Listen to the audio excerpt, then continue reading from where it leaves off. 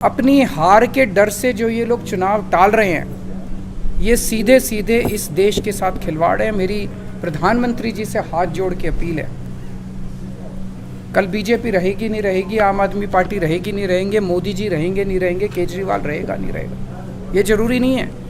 देश बचना चाहिए, देश के साथ खिलवाड़ मत करो। एक छोटे से चुनाव को जीतने के लिए आप इस देश की व्यवस्था के साथ खिलवाड़ कर रहे हैं, देश के साथ खिलवाड़ कर रहे हैं। ये क्या है? ये बिल्कुल मंजूर नहीं है। भारतीय जनता पार्टी कहती है हम दुनिया की सबसे बड़ी पार्टी हैं। अरे सबसे बड़ी पार्टी और दिल्ली की एक छोटी सी पार्टी से घबरा गए तुम?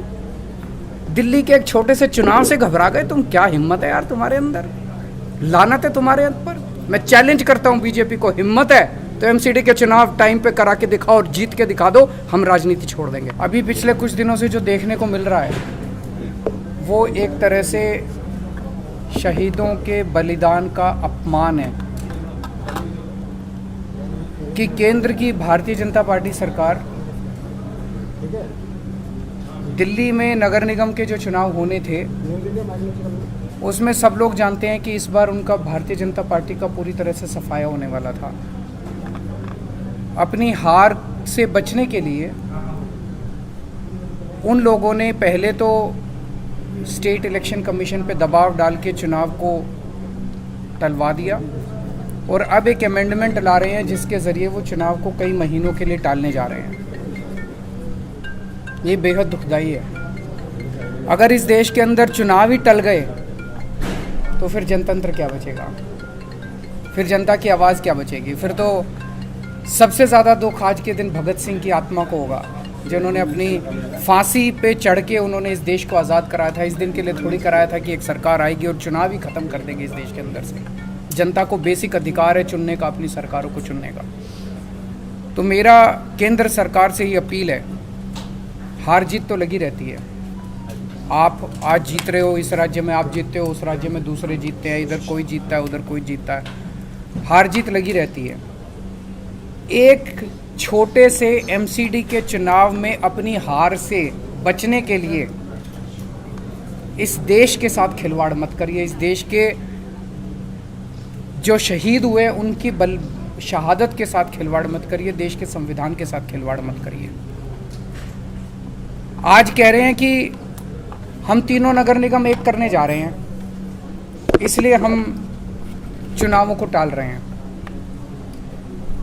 क्या इस बेसिस पे चुनाव टाले जा सकते हैं? कल को गुजरात का चुनाव होगा, एक चिट्ठी लिख देंगे सेंट्रल इलेक्शन कमीशन को कि भाई हम गुजरात को और महाराष्ट्र को एक करने जा रहे हैं, इसलिए गुजरात के चुनाव मत कराओ। अगली बार लोकसभा का चुनाव होगा, लोकसभा के चुनाव में भारतीय जनता पार्टी हार रही होगी तो एक चिट्ठी लिख देगी सेंट्रल इलेक्शन कमीशन को कि हम तो पार्लियामेंट्री सिस्टम ख़त्म करके प्रेसिडेंशियल सिस्टम लाने जा रहे हैं, इसलिए चुनाव मत कराओ। क्या चुनाव टाले जा सकते हैं? तो अपनी हार के डर से जो ये लोग चुनाव टाल रहे हैं, ये सीधे सीधे इस देश के साथ खिलवाड़ है। मेरी प्रधानमंत्री जी से हाथ जोड़ के अपील है, कल बीजेपी रहेगी नहीं रहेगी, आम आदमी पार्टी रहेगी नहीं रहेंगे, मोदी जी रहेंगे नहीं रहेंगे, केजरीवाल रहेगा नहीं रहेगा, ये जरूरी नहीं है। देश बचना चाहिए, देश के साथ खिलवाड़ मत करो। एक छोटे से चुनाव को जीतने के लिए आप इस देश की व्यवस्था के साथ खिलवाड़ कर रहे हैं, देश के साथ खिलवाड़ कर रहे हैं। ये क्या है? ये बिल्कुल मंजूर नहीं है। भारतीय जनता पार्टी कहती है हम दुनिया की सबसे बड़ी पार्टी हैं। अरे सबसे बड़ी पार्टी और दिल्ली की एक छोटी सी पार्टी से घबरा गए तुम? दिल्ली के एक छोटे से चुनाव से घबरा गए तुम? क्या हिम्मत है यार तुम्हारे अंदर, लानत है तुम्हारे ऊपर। मैं चैलेंज करता हूं बीजेपी को, हिम्मत है तो एमसीडी के चुनाव टाइम पे करा के दिखाओ और जीत के दिखा दो, हम राजनीति छोड़ देंगे।